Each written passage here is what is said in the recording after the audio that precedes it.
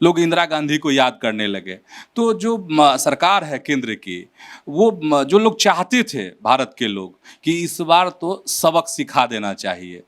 कि कहते हैं ना, वो आदमी बड़ा काम का है, वो आदमी बड़े काम का है, बहुत खूबियाँ, कई खूबियाँ उसमें। मतलब दो ऐप भी है, एक सर उठाकर चलता है और दूसरा उसके मुंह में जुबान है। हम तो उसमें बच्चे थे, हमने अपने सामने ब्लैकआउट देखा है। हमारे रात रात भर हम ब्लैकआउट होता था, हम लोग बड़ा एंजॉय करते थे उसको। हमने देखा है कि वो एक ऐसी स्थिति थी कि एक जगह जाकर सांस उखड़ गई पाकिस्तान की। हम लोग स्टूडियो में लड़के कुछ नहीं करने वाले हैं, और या पॉलिटिकल लड़ाई करके कोई फ़ायदा नहीं है। जब वो उतर के हमारे यहाँ आतंक फैला रहे हैं, तो एक ही उपाय बचा है कि हम घुस के आतंकी ठिकानों को नष्ट करें। और उसके लिए हमारे पास डिफेंस और ऑफेंस दोनों कैपेबिलिटी को बढ़ाना पड़ेगा। मेरिटोक्रेसी खत्म कर दोगे। आज हमारे सेना में अगर जाति के नाम पर भर्ती होने लगे, तो आज जिस तरह की टेक्नोलॉजी हमने इस्तेमाल कर रखा है, वो टेक्नोलॉजी जो है वो, अरे रखो ना, जहाँ जाति दिखाना वहाँ जाति भी आएगा काम भाई। चिराग पासवान की सोच बहुत प्रगतिशील सोच है। और महागठबंधन में तो खैर पर्दे पे बात नहीं होती है, लेकिन सब लोग कहते हैं, आरजेडी का अपना दावा है कि सब समझ रहे हैं कि सीएम फेस कौन है। एक आध कुछ भी जो जिंदगी में कुछ किया हो, क्रिकेट खेला हो तो पानी ढोने के सिवा कुछ किया हो, पढ़ाई किया हो तो मैट्रिक की परीक्षा भी दिया हो, विधायक भी क्यों बनना चाहिए, मुख्यमंत्री तो बहुत दूर की बात है। लेकिन राजनीति में बहुत से ऐसी चीज़ें होती हैं जिनको नहीं होना चाहिए। अब भगवान बचाए। तो प्रशांत किशोर की पार्टी का यह मानना है, प्रशांत किशोर का भी मानना है कि सारी सीटों पे चुनाव लड़ेंगे। प्रशांत जी बहुत बड़े रणनीतिकार रहे हैं, लेकिन शायद बिहार को समझने में थोड़ी उनसे भूल हुई है, मेरी समझ से है। बीच में प्रशांत किशोर जी जब घूमकर जब जन जागरण कर रहे थे, मुझे लगा कि एक पढ़ा लिखा युवा आकर जनता के बीच में जाकर जनता के मुद्दे उठा रहा है तो समर्थन करना चाहिए। मैंने किया। हर किसी को अधिकार है। तो एक आदमी हम अकेले चाहें तो 243 पर्चा भर सकते हैं, कौन रोक देगा हमको। पार्टी बना के करना चाहें तो 243 अलग अलग कैंडिडेट खड़ा कर दें, ये संभव है। कि माई बहन योजना, इतने पैसे, इतने महीने, तो ये सब चीज़ें चुनाव को प्रभावित करेंगी। तो उस नीतीश कुमार के सामने माई बहन योजना दिखाना, ये शायद कहेंगे कि नकल मारने का भी गलत समय चुन लिए हैं। वो भी माई बहन योजना भी करेंगे, लाडली बहन योजना भी करेंगे, तो एनडीए ही करेगा, नीतीश कुमार जी के नेतृत्व में करेगा। उनको करने की जरूरत नहीं पड़ेगी। नहीं, अच्छा, एनडीए का जिक्र कर रहे हैं, यहाँ भी इस बार सीएम फेस पे ये लग रहा है प्रश्न चिन्ह कि पता नहीं नीतीश कुमार होंगे फिर से सीएम, नहीं होंगे। मैं शुरू से ही राष्ट्रवादी रहा हूँ। आप तो राष्ट्रवादी बोलने का मतलब भाजपाई होता है। तो है, क्या करेंगे, भाजपाई हो चाहे एनडीए हो, मैं तो भाई निर्दलीय हूँ अभी। चिराग का फ्यूचर आपको कैसा लगता है, पॉलिटिकल फ्यूचर? पनोरमा ग्रुप, जो सोचता है वो करता है। नमस्कार, आप देख रहे हैं न्यूज हाट। मैं हूं चंदन झा। मेरे साथ आज एक बड़ी शख्सियत है, एमएलसी हैं, सच्चिदानंद राय हैं। बहुत बहुत स्वागत है आपका न्यूज हाट। जी बहुत बहुत धन्यवाद। सर, आपने सदन में भी कहा था, इसलिए सबसे पहला सवाल हम ले रहे हैं, चूँकि देश में जाति जनगणना अब होनी है, सरकार ने तय कर दी है यह बात। लेकिन चिराग पासवान का एक बयान आया, उन्होंने कहा कि बहुत अच्छी पहल है, लेकिन जो इसके आंकड़े हैं वो सार्वजनिक नहीं किए जाने चाहिए। इन आंकड़ों से जन कल्याण के जो काम हैं, जिन तक अब तक चीज़ें नहीं पहुंच पाई है, वहां तक पहुंचाई जाएंगी, लेकिन आंकड़े नहीं जारी होने चाहिए। तो आपका, चूंकि इस पर सदन में भी आपकी बातें आई थी, तो हम चाहते हैं कि न्यूज हाट के दर्शकों को आपका क्या दृष्टिकोण है इस पर? आपका प्रश्न बहुत ही अच्छा है। आज के इंफॉर्मेशन के युग में, इसको इंफॉर्मेशन एरा है, जानकारी सब होनी चाहिए। जो जानकारी आवश्यक है वो भी, जो नहीं है वो भी। जितना आप इंफॉर्मेशन कलेक्ट कर सकते हैं, जितना डेटा कलेक्ट कर सकते हैं, वो जरूर रखना चाहिए, क्योंकि डेटा से ही आपको नॉलेज मिलता है। डेटा ही आपको बताता है, वही ज्ञान देता है कि हमारे जो भी हम करना चाहते हैं उसका बेस्ट तरीका क्या है।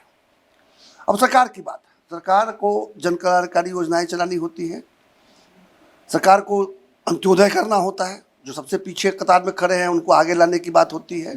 और बाकी जनरली तो जो सरकार को जो शासन प्रशासन जो करना है वो तो करना ही है। लेकिन अगर मैं सिर्फ जाति की बात नहीं करता हूँ, हर प्रकार के डेटा जिसमें जाति भी एक डेटा है। जी ये सारे डेटा सरकार के पास होने चाहिए। जब सर्वे हो रहा है तो इसमें सोशियो इकोनॉमिक सर्वे होता ही है, तो इकोनॉमिक भी आएगा, लोग क्या कर रहे हैं, किस पलायन हो रहा है अगर हमारे यहाँ से तो किस दिशा में पलायन हो रहा है, जा रहे हैं तो लोग जाके बाहर क्या काम करने के लिए जा रहे हैं, कितने हैं जो केवल अनस्किल्ड लेबर के रूप में जा रहे हैं, कितना जो स्किल्ड होकर जा रहे हैं, कितना है जो बेटर स्किल्ड होकर जा रहे हैं, कितना है जो हाईली स्किल्ड होकर जा रहे हैं। पलायन खराब नहीं है अपने आप में। अगर लोग डॉक्टर, इंजीनियर और बड़ा अच्छी साइंटिस्ट बन के अगर बाहर काम करने जा रहे हैं तो इट इज़ वेरी गुड। अच्छे टेक्नीशियन बन के भी कहीं और काम करने जा रहे हैं तो अच्छी सैलरी कमांड कर रहे हैं, बढ़िया है भाई। अब तो ग्लोबल विलेज बन गया, पूरा दुनिया एक गांव बन गया है, तो इसको माइग्रेशन नहीं कहेंगे। लेकिन माइग्रेशन खराब क्या है? फोर्स्ड। तो अगर हमें मुझे पता हो कि इतना लोग जो है हर साल बिहार से फोर्स्ड माइग्रेशन करता है, जो इस जाति से इतना, इस जाति से इतना, इस जाति से इतना है, या इस वर्ग से इतना है, उस वर्ग से उतना है, इस जोग्राफिकल एरिया से इतना है, उस जोग्राफिकल एरिया से इतना है, वो पलायन इस जोग्राफिकल एरिया में होता है और वहाँ जाकर इस हालत में रहते हैं। अगर हमारे पास ये जानकारियाँ हो तो हम सटीक जो है सोशल साइंस से लेकर जो भी साइंसेस का इस्तेमाल करके हम उनके लिए ऐसी योजनाएं बना सकते हैं ताकि उनका जीवन यापन जो है और बेहतर ढंग से हो सके। इसलिए जानकारी तो चाहिए। और यही बात मैंने जब यहाँ जाति सर्वे हुआ था और तब मैं नजरिए MLC के रूप में मैंने जब जिस दिन टेबल हुआ मैंने माननीय मुख्यमंत्री से प्रश्न किया था खड़ा होकर कि मैं बिल्कुल पक्ष में, सब लोग बोल रहे थे हम इसके पक्ष में है जाति जनगणना के, उसमें तो जाति सर्वे ही हुआ था, जाति सर्वेक्षण हुआ था। हमने कहा सर्वेक्षण क्यों, मैं तो जनगणना के पक्ष में हूँ। जानकारी तो होनी ही चाहिए, सरकार को पता होना ही चाहिए। लेकिन जैसे ही इसको सार्वजनिक करेंगे आपकी मंशा पर मुझे संदेह हो जाता है। क्योंकि आप सार्वजनिक करेंगे फिर राजनीति होगी, और खास करके कुछ नालायक टाइप के नेता हैं जिनको कुछ भी समझ में नहीं आता, ना पढ़ाई लिखाई किए हैं ना कुछ किए हैं, वो उसी को मुद्दा बनाकर जिसकी जितनी भाग संख्या भारी उतनी उसकी हिस्सेदारी। अरे नालायक, मेरिटोक्रेसी खत्म कर दोगे। आज हमारे सेना में अगर जाति के नाम पर भर्ती होने लगे तो आज जिस तरह के टेक्नोलॉजी हमने इस्तेमाल कर रखा है वो टेक्नोलॉजी जो है वो, अरे रखो ना, जहाँ जाति दिखाना वहाँ जाति भी आएगा काम भाई, उसको काम किया जाएगा। लेकिन समझ नहीं हो ऐसे लोगों के हाथ में जब भी जानकारी चली जाती है ना समझ लोगों के पास में, तो इसके दुष्प्रभाव देखने को मिलता है। मैं बहुत साधुवाद देना चाहूँगा चिराग जी को, एक दलित समाज से आते हैं लेकिन इतनी समझ उनको है कि इन चीज़ों का दुरुपयोग हो सकता है, इसलिए उन्होंने कहा कि चिराग पासवान की सोच बहुत प्रगतिशील सोच है। प्रगतिशील सोच है। मैं तो कह रहा हूँ साधुवाद देता हूँ। और उनके कहने का अर्थ होता है क्योंकि वो उस समाज के उस हिस्से को रिप्रेजेंट करते हैं जो सबसे ज़्यादा पिछड़ा हुआ है, और उनको लेकर कुछ लोग राजनीति करते हैं जो खुद तो जो है सोना का चम्मच लेकर पैदा हुए, लेकिन राजनीति करते हैं दबे कुछ लोग की। और वो दबे कुछ लोग राजनीति उनके पिता ने शुरू किया, ये उसी को कंटिन्यू किए हुए हैं। वो समझ रहे हैं कि इस जानकारी का सार्वजनिक किया जाएगा तो दुरुपयोग होने की संभावना अधिक। सर चिराग का जिक्र कर ही रहे हैं तो एक चीज़, चिराग का फ्यूचर आपको कैसा लगता है, पॉलिटिकल फ्यूचर? देखिए मैं इतना बड़ा ज्ञानी नहीं हूँ कि मैं इतने बड़े नेता को और इतने बड़े जो परिवार से आते हैं उनका भविष्य क्या है वो मैं समझ भी सकूं। मैंने प्रेडिक्ट करना तो दूर की बात है, मैं ज्योतिषी तो हूँ नहीं, वो मेरी समझ से परे है। लेकिन इतना जरूर है कि फ्यूचर तो ब्राइट है। अच्छा सर, एक समाज में जो भारत और पाकिस्तान के बीच में जो तनातनी की स्थिति पैदा हुई, तो एक आक्रोश, लोग इंदिरा गांधी को याद करने लगे। तो जो सरकार है केंद्र की, वो जो लोग चाहते थे भारत के लोग कि इस बार तो सबक सिखा देना चाहिए, तो आपकी नज़र में क्या है? आपकी नज़र में सबक मिल गया पाकिस्तान को, बाकी है और कुछ होना चाहिए था? देखिए इसको 3-4 टुकड़ों में करके समझना पड़ेगा। पहली बात है, आप तुलना कर रहे हैं 1971 से। 1971 वो कालखंड था जबकि अभी हम लोगों ने पोखरण ब्लास्ट भी नहीं किया था, हम 74 में जाके किए। तो एक तो न्यूक्लियर इक्वेशन नहीं था, परंपरागत लड़ाई ही संभव था। दूसरी बात है, भारत हो चाहे पाकिस्तान हो, दोनों के पास में सैन्य शक्ति बहुत ही कमज़ोर था। और तीसरी बात है कि वो पूर्वी पाकिस्तान था जिसको सब्जुगेट कर रहा था पश्चिमी पाकिस्तान। पश्चिमी पाकिस्तान उनको अपना एक तरह से कहिए तो कॉलोनी बना कर रखा था बंगालियों को। तो पाकिस्तान के लिए भी पाकिस्तान बनकर लड़ना वहाँ से पूर्वी पाकिस्तान से संभव नहीं था। तो 1971 की लड़ाई में जब पूरा स्थानीय सेंटिमेंट था अलगाववाद का शेख मुजीबुर रहमान के नेतृत्व में, और अवामी लीग वगैरह जिस तरह से काम आगे बढ़ रहे थे, तो वहाँ पर हम तो उस समय बच्चे थे, हमने अपने सामने ब्लैकआउट देखा है। हमारे रात रात भर हम ब्लैकआउट होता था, हम लोग बड़ा एंजॉय करते थे उसको। हमने देखा है कि वो एक ऐसी स्थिति थी कि एक जगह जाकर सांस उखड़ गई पाकिस्तान की। तो उखड़ गई तो और क्या कर सकता, सरेंडर किया। आज तक कहीं सुना आपने 93,000 की संख्या में एक आर्मी सरेंडर कर जाए, एक तो पहली बार हुआ और शायद आखिरी बार हुआ। तो वो एक तरह से समझ लीजिए कि एक ऐसी घटना थी जो पूरे इतिहास में एक बार ही घट सकती थी। बांग्लादेश का अभ्युदय हुआ जो कि होना ही था, उस लड़ाई में हम लोगों ने घुसकर थोड़ा पहले करवा दिया। एक ये दूसरा है, अब देखिए ये जो 78 के बाद से जो खेल शुरू हुआ पाकिस्तान और इंडिया के बीच में, जब से जियाउल हक ने स्टेट पॉलिसी बनाया कि 1000 कट्स देंगे, और उन्होंने टेररिज्म को एक स्टेट पॉलिसी बनाया। टेररिज्म को समझ गया कि सीधे लड़ाई में हम सकेंगे नहीं, संख्या बल भी अदरवाइज भी। तो वो जो शुरू हुआ और उसको हम लोग ठीक से हैंडल नहीं कर पाए शुरुआती दौर में। होते होते ये स्थिति आ गई। मुझे याद है 2013 का वो रक्षा मंत्री का वो स्टेटमेंट कि हमारे पास तो गोला खरीदने के लिए पैसा नहीं है। ये भारत के रक्षा मंत्री ने कहा था कि हमारे पास तोपों के लिए गोला खरीदने के लिए पैसा नहीं है। AK एंटनी साहब का मुझे याद है, आज भी आप भी खोज कर देख सकते हैं। तो वैसी स्थिति में हम क्या करते, पाकिस्तान को तो मजा ही मजा था। हमारे कश्मीर में भी जयचंदों की कमी तो है थी नहीं ना, हमारे देश के हर कोने में 2-4 ऐसे लोग हैं, जयचंद हैं ही, हर जगह होता है। हमारे यहाँ है तो कोई गलत बात नहीं है या कोई नई बात नहीं है। हर समाज में, हर देश में, हर राज्य में ऐसा मिलेगा जो कुछ लोग हैं जो पैसे के लिए कुछ भी बेच सकते हैं। तो इसमें पाकिस्तान को एक बड़ा सजा सजाया खेत मिल रहा था। यही कारण था कि हमारे यहाँ जगह जगह आतंकी हमले हो रहे थे।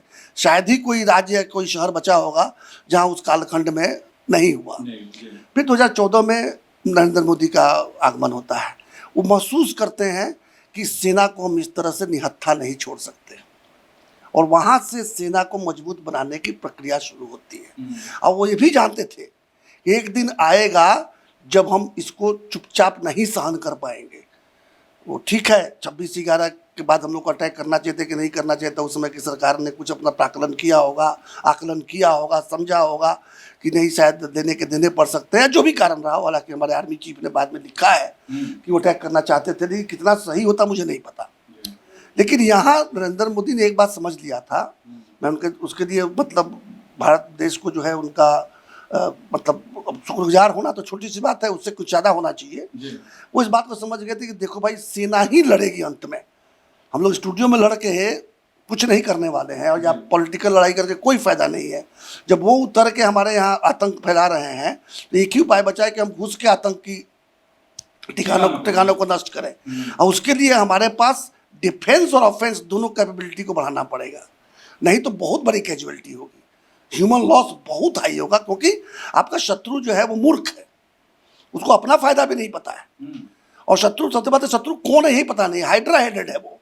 अब पॉलिटिकल स्टेब्लिशमेंट है वो है कि मिलिट्री स्टेब्लिशमेंट है वो है कि मिलिट्री स्टेब्लिशमेंट में कौन व्यक्ति है, फिर ISI है, अवाम है, पता नहीं किसका क्या है।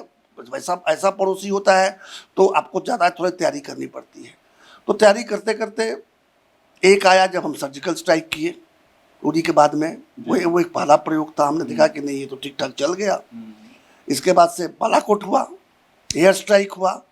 हमने करके एक बड़ा संदेश दिया अपने एडवर्सरी को कि भाई देख लो, ऐसा हिमाकत बार बार मत करो।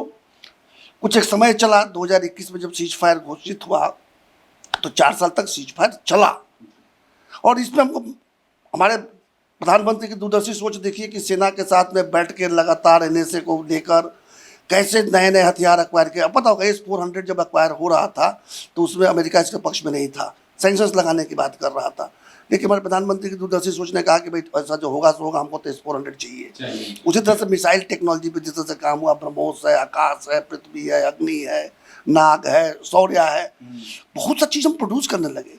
आज कहते थे गोला खरीदने का पैसा नहीं है, और हमारे पास डिफेंस कॉरिडोर पे इतना गोला और इतना गोली हम खुद प्रोड्यूस करने लगे हैं कि हम एक्सपोर्ट कर रहे हैं। और छोड़िए ना, ब्रह्मोस मिसाइल एक्सपोर्ट कर रहे हैं। ये पिछले, ऐसा नहीं कि ब्रह्मोस मिसाइल का कार्यक्रम जो है 2014 में शुरू हुआ, शुरू होने को तो बहुत पहले हो गया था, 2003 में ही शुरू हो गया था। लेकिन क्या कारण है कि 2014 के बाद उसमें गति आई? राफेल पहले भी कंसिडर किया गया था। क्या कारण है कि राफेल की खरीद जो है 14 के बाद ही तेजी आई? इसी तरह से बहुत सी चीज़ें, बहुत सारी बातें जो हमारी हुई, जो हमने एक्वायर किया फ्रांस से, जो हमने एक्वायर किया रशिया से, जो हमने एक्वायर किया अमेरिका से, पेट्रियट मिसाइल्स हम लेके आए। इसके बाद अभी जो बम गिराए गए 9 आतंकी ठिकानों पे, कहाँ से एक्वायर किया हुआ है? इजराइल से। लेकिन जो 11 जो हवाई अड्डों को तबाह किया, कौन किया? ब्रह्मोस किया। तो हमने कुछ इंटरनल कुछ एक्सटर्नल सारी टेक्नोलॉजी से अपने डिफेंस को इतना मजबूत बनाया कि आप पहली बार तो हमारे यहाँ घुस नहीं सकते। ठीक है, तो गोला वोला दाग देते हैं सिविलियन पर, तो वो तो आतंकियों का काम है, वो तो किसी सेना का काम नहीं है। कोई भी प्रोफेशनल सेना रिहायशी इलाकों पर गोले नहीं दाग सकती। तो पाकिस्तान तो आतंकी देश ही है, ये एक्सपेक्टेड भी था कि गोले दागेंगे, हमारे कुछ निर्दोष मरेंगे। जो कैजुअलिटी हमारे यहाँ हुआ वो हम रोक नहीं सकते थे, लेकिन उनकी औकात नहीं हुई कि इतने दिन की लड़ाई में हमारे किसी भी मिलिट्री एसेट को नुकसान पहुंचा सके। क्या था? स्वॉर्म किया। स्वॉर्म टेक्नोलॉजी, स्वॉर्म का मेथड समझते हैं? इतनी भीड़ में भेज दो कि कोई ना कोई तो लग ही जाएगा। इस तरह से उन लोगों ने हमास की तरह हमारे यहाँ एरियल मिसाइल्स और एरियल यूएवी भेजे। क्या हुआ? एक भी जमीन को नहीं, आप जमीन तक नहीं पहुंच सका, सब उड़ाए। मेजर रिस्पॉन्स, एकदम एक्यूरेट रिस्पॉन्स, और जानते हुए कि हमको यही अचीव करना है, उतना ही हमारे प्रोफेशनल मिलिट्री ने किया। एक सिविलियन पर नहीं किया। पहले तो एक भी मिलिट्री टारगेट पे नहीं पकड़ा था, केवल आतंकी पकड़ा था। फिर दूसरी बार जब उनका आया तो रिस्पॉन्स में एक केवल लाहौर का एक जो है एयर डिफेंस सिस्टम को बर्बाद किया, बताने के लिए कि भाई कुछ भी कर सकते हैं। जब लाहौर में घुस के मार दिए, कहाँ समझना था? मूर्ख कहाँ समझता है जब तक पूरी तरह से परास्त न हो जाए, पस्त न हो जाए। और उन लोगों ने बढ़ाया, तब जाके हमें 11 एयरबेस को उड़ाना पड़ा और बताना पड़ा कि हम कुछ भी कर सकते हैं। बाकी बहुत सारे अफवाह सुनने को मिलते हैं, न्यूक्लियर ये वो, अमेरिका बीच में घुसा नहीं घुसा, ये सब बातों पर स्पेकुलेशन चलता रहेगा। फैक्ट यह है, हमारी सेना ने आज भी और कल भी, हमारे सेना के बड़े बड़े अफसरों ने आकर ये बात बताया है कि हमने जो चाहा था वो हमने पूरा किया, पहले ही दिन पूरा कर लिया था। इसका जैसे जैसे उन लोगों ने दिया, हमने उनको बिगर, हार्डर और डीपर घुस के हमने उनका काम किया है। आज पाकिस्तान की ये स्थिति है कि अगर वो कुछ करना चाहे तो वेलकम है भाई। तुमको पता है कि तुम मेरा कुछ कर नहीं पाओगे, हम तुमको हवा में उड़ा देंगे। हम तुम्हारे यहाँ जाएंगे तो तुम कुछ वेलकम करने के सिवा तुम्हारे पास कोई उपाय नहीं है। मतलब भारत ने जो मारना चाहेंगे, जो हिट करना चाहेंगे हिट करेंगे। हमें पता है कि कहाँ हिट कर, प्रिसीजन हमने देखा है। अगर डोम को हिट करना है तो डोम पे ही गिरा है। अगर एयरफील्ड सटीक निशाना, ठीक, इतनी जानकारी हमारे पास में, हम कोऑर्डिनेट डाल के, ये साइंस फिक्शन की तरह लड़ाई हुआ। ऐसे लड़ाइयाँ देखने को नहीं मिलती। आज तक तो लोग कहते थे इजराइल का डिफेंस सिस्टम, अब लोग कहेंगे इंडिया का डिफेंस सिस्टम। तो हमारा पूरा एयर डिफेंस सिस्टम काम किया और उनका एक एयर डिफेंस सिस्टम काम नहीं किया। अरे भाई, चीन का माल है, चलेगा तो चांद तक, नहीं चलेगा तो शाम तक। अच्छा सर, तो जो कार्रवाई हुई वो इनफ है पाकिस्तान के लिए? इतना डोज काफी? मेरे समझ से इतनी की भी आवश्यकता नहीं होती अगर पाकिस्तान मूर्ख ना होता। जो पहली रात को हमने कर दिया था उतना ही इनफ था। उसको इतना समझना चाहिए था कि भाई तुम जो भी अपने यहाँ आतंकी ठिकाने बनाओगे हम तबाह कर देंगे, ये जान लो। तो ठिकाना मत बनाओ, कहानी खत्म थी वहीं पर। वो जब हमारे रिहायशी इलाकों पर अटैक करना चालू किए, जब हमारे मिलिट्री एस्टेब्लिशमेंट पर दूसरे दिन आ गए, तो हमारे पास कोई उपाय नहीं था ये बताए बिना कि भाई तू तो सकेगा नहीं, हमको रोक पाएगा नहीं। एक दिन और चल जाता तो शायद पाकिस्तान के पास लड़ने के लिए कुछ भी नहीं बचता, ना हथियार बचते, ना एयरपोर्ट बचता, कटोरा लेके घूमते फिरता। अच्छा हुआ। देखिए, डिस्ट्रक्शन करना हमारी कोई नीति नहीं है। हम नहीं चाहेंगे कि हमारे पड़ोस में लाशों का पहाड़ हो। हम बॉडी बैग्स काउंट करके, हम हिंदू हैं, खास करके हमारा राष्ट्र में हिंदू संस्कृति है, सनातन संस्कृति है। हम किसी को बॉडी बैग्स को देकर खुश नहीं होते। हमारा पड़ोसी भी खुश रहे, हम भी खुश रहे। लेकिन पड़ोसी अगर नहीं मानेगा तो 2-4 तमाचे तो झनाटेदार देने पड़ेंगे ना। बिल्कुल बिल्कुल। तो झनाटेदार तमाचा ही था, समझिए। हाँ, ये कह दिया गया कि बेटा अब समझ लो, अब हिमाकत किए तो अब इंतजार नहीं करेंगे। और क्या कर सकते हैं, ये ट्रेलर तुमने देख लिया है, पूरा पिक्चर देखना हो तो जब चाहो वेलकम है। अच्छा सर, अब जरा बिहार की बात फिर जरा समझते हैं। हिमाकत शब्द का आपने इस्तेमाल किया। अच्छा, बिहार की जो राजनीति है इसमें बहुत हिमाकत वाली चीज़ें देखने को मिल रही है। प्रशांत किशोर का हम जिक्र करना चाहेंगे, इसलिए कि आपका एक वास्ता रहा है उनसे। तो प्रशांत किशोर की पार्टी का यह मानना है, प्रशांत किशोर का भी मानना है कि सारी सीटों पे चुनाव लड़ेंगे और कम से कम तो 135 सीट तो जीतेंगे ही जीतेंगे। तो चूंकि आप साथ रहे हैं तो आपको लगता है कि वाकई में ये संभव है? देखिए, प्रधान जी एक पढ़े लिखे व्यक्ति हैं, सफल व्यक्ति हैं और सेलिब्रिटी हैं।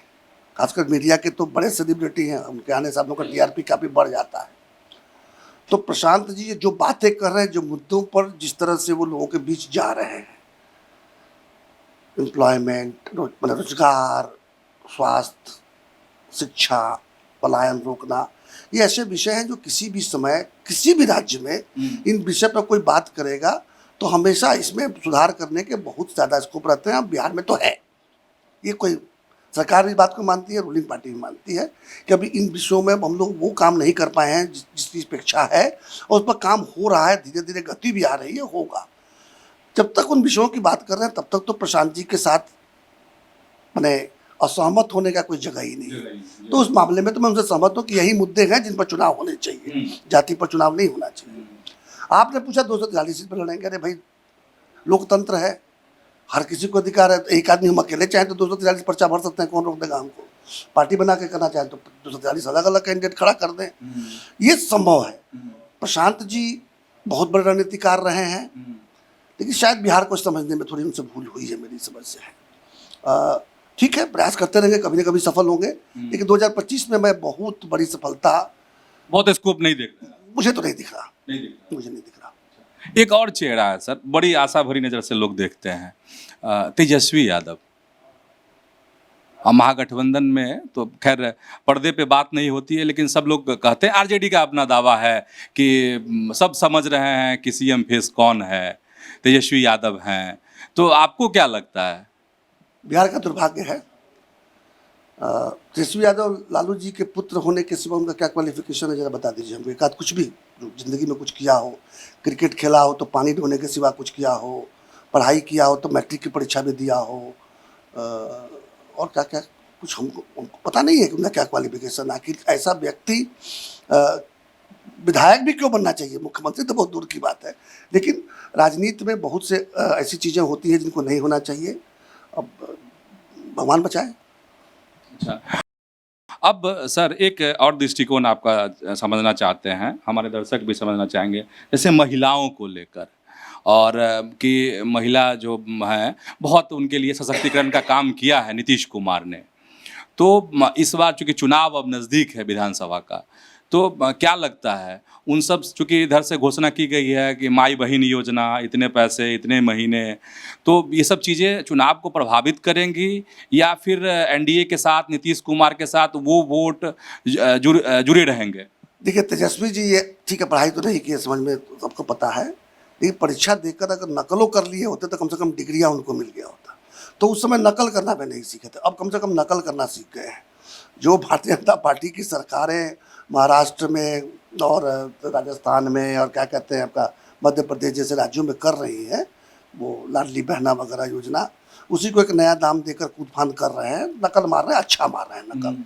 लेकिन एक बात बता दूं, मैं कई बार कह चुका, फिर से कह रहा हूँ, नीतीश कुमार जी एक ऐसे शख्स हैं जिन्होंने महिला सशक्तिकरण के जो काम किया है, अगर कोई नोबेल प्राइज होता उस कैटेगरी का कि महिला सशक्तिकरण के लिए, महिलाओं को फ्रंट लाइन में लाने के लिए किस व्यक्ति ने सबसे ज़्यादा काम किया है, तो पूरे विश्व में वो अकेला व्यक्ति निकलते जिनके आसपास कोई दिखाई नहीं देता और उनको नोबेल प्राइज मिलता।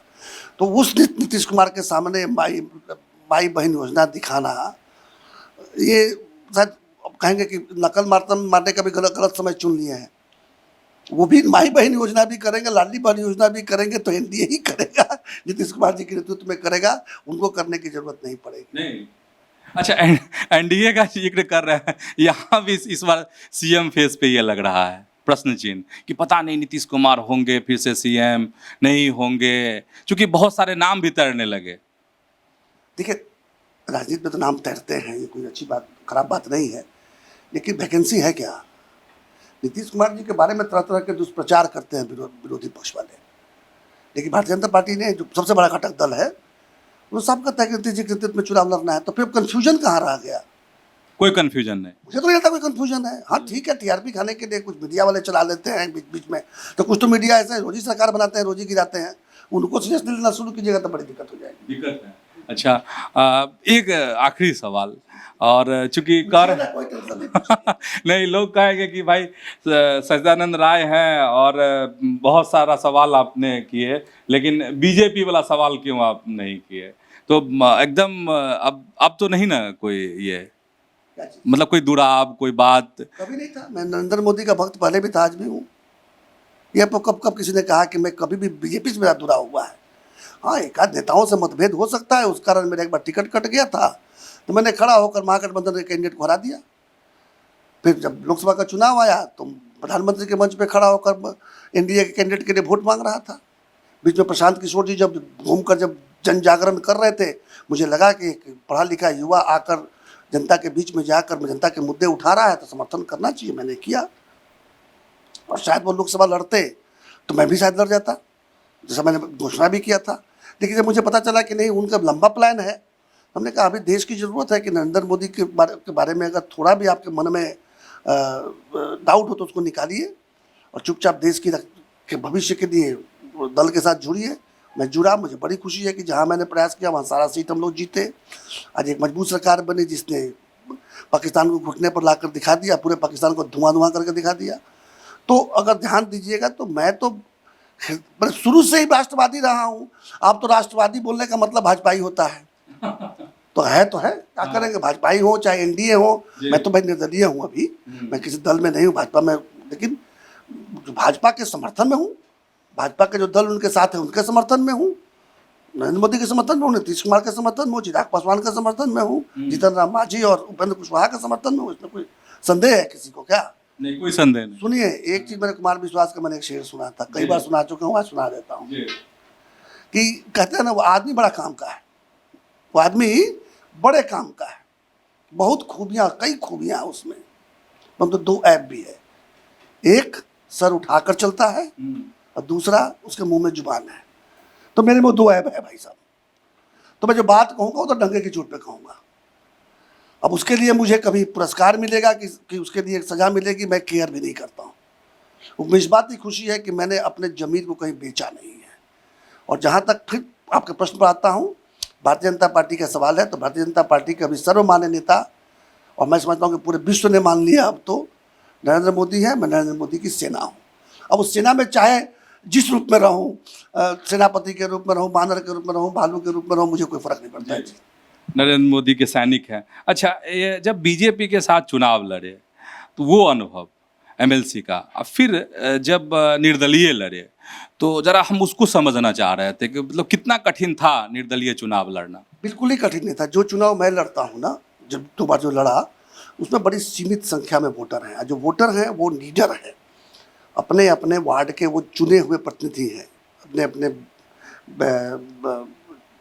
ग्राम पंचायत के चुने हुए प्रतिनिधि है, अपने अपने ब्लॉक डेवलपमेंट कमेटी के चुने हुए प्रतिनिधि, अपने अपने जिला परिषद क्षेत्र के चुने प्रतिनिधि, अपने अपने विधानसभा चुने हुए प्रतिनिधि है, अपने अपने लोकसभा चुने प्रतिनिधि है।